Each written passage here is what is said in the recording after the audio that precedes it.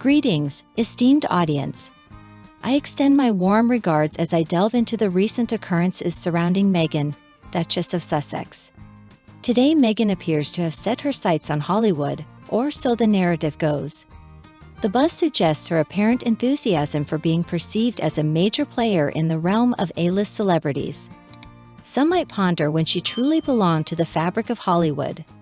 Granted, she featured in Suits and had minor roles in various films, but her association with the quintessential Hollywood scene remains debatable. Nonetheless, recent events have propelled her back into the limelight, notably her attendance at Variety's Power of Women event, where reports claim she stole the show. However, skepticism veils this claim. Her red carpet parade seemed a bit overzealous and, dare I say, awkward. Witnesses recall the scene vividly. Meghan, basking in the flashing lights, posing as only she can, only to be interrupted abruptly by an aide, prompting her to move along. It's almost comedic. She reveled in the limelight so much that intervention was necessary to steer her away. This incident is already painted as a shrewd maneuver, positioning her as a serious Hollywood producer. But let us examine the facts, shall we?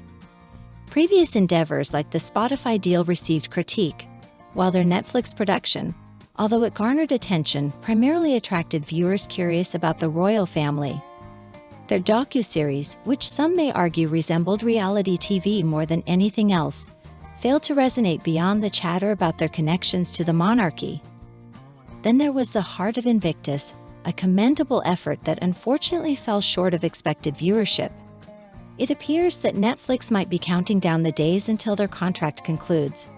Let's not overlook Pearl, the animated series emphasizing a girl's empowerment, which faced cancellation as well. One cannot help but question Meghan's alleged power play in Hollywood.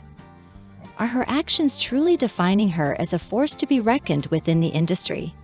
The evidence seems to suggest otherwise.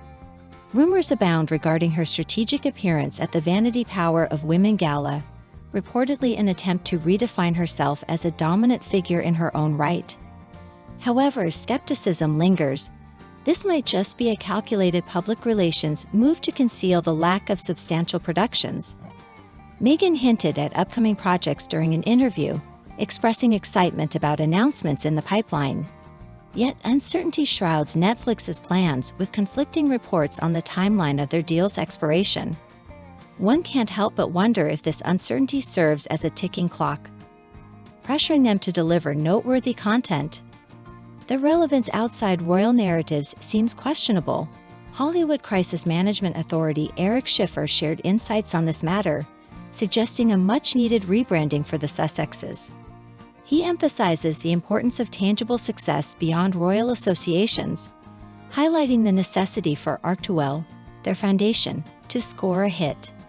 Initial sympathy for the couple upon their arrival in the United States seems to have waned, as Americans tend to appreciate proactive attitudes over complaints. Schiffer paints Meghan's recent appearance as a meticulously orchestrated solo act, implying a potential divergence from her husband, Prince Harry, professionally. Moreover, reports suggest Meghan's name was absent from the guest list for the event, prompting speculation about how she secured an invitation. The rebranding of the Sussexes appears to be a facelift primarily centered around Meghan herself. Is there a grand plan in the works, or is this a facade to conceal underlying challenges?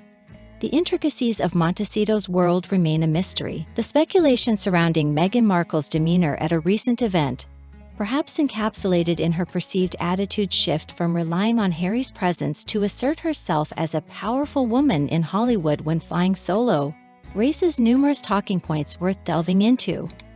Firstly, it's noteworthy that despite not receiving any award, Meghan found herself seated at table 12, seemingly a spot far from the influential position she might perceive herself deserving. Her apparent eagerness to bask in the event's atmosphere led to a rather amusing incident on the red carpet. Her aide had to gently nudge her along, indicating an overindulgence in the moment. This behavior to some echoes a subtle mirroring of an American version of Princess Diana's public persona, a role that she seemingly aspires to occupy. However, it's crucial to consider the tangible accomplishments that validate one's standing. Meghan's current portfolio might lack such distinct achievements, leading some to question her touted significance in Hollywood.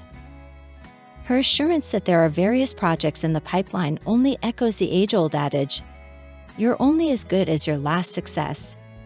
Yet her recent prominent appearance was merely as a target on South Park, where she was parodied. Her admission regarding her deliberate choice of muted tones during her time in the UK to blend in rather than stand out is quite telling. This conscious effort to avoid drawing attention raises eyebrows, especially when considering her recent appearances arranged by her agency, O&E, notably the Variety event, where her presence might have been an attempt to divert attention from negative news surrounding the Invictus Games.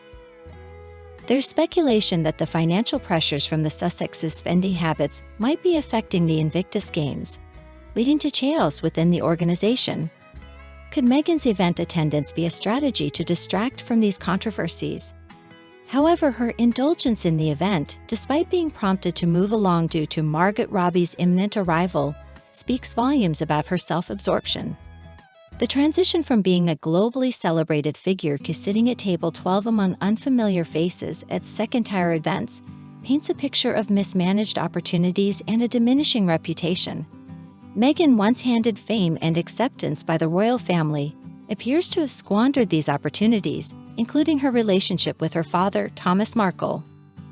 Critics argue that her relevance is largely tied to her association with the royal family, evident in the success of documentaries and books that revolve around them. Without these ties, they suggest, her significance might diminish considerably. Her redirection at the event due to Margot Robbie's impending presence could be seen as symbolic karma, considering Robbie's A-list status in Hollywood compared to Meghan's perceived decline. Photographs abound of Meghan with various attendees, but notably absent is any picture of her with Margot Robbie.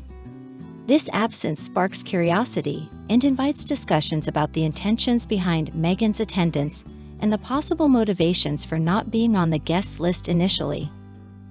The ongoing narrative about Meghan's newfound independence juxtaposed against Harry's apparent sidelining raises questions about their dynamic and future trajectories. Is Meghan actively pursuing her Hollywood aspirations while seemingly leaving Harry in the background? In conclusion, the coverage of Meghan's attendance at the Variety event fuels debates about her motives, her actual significance in Hollywood without royal ties, and her dynamic with Harry. The event, her positioning, and subsequent redirection generate varied opinions, with some seeing it as emblematic of a larger trend reflecting her management of opportunities. The evolving narrative around Meghan Markle continues to capture public interest and provoke discussion.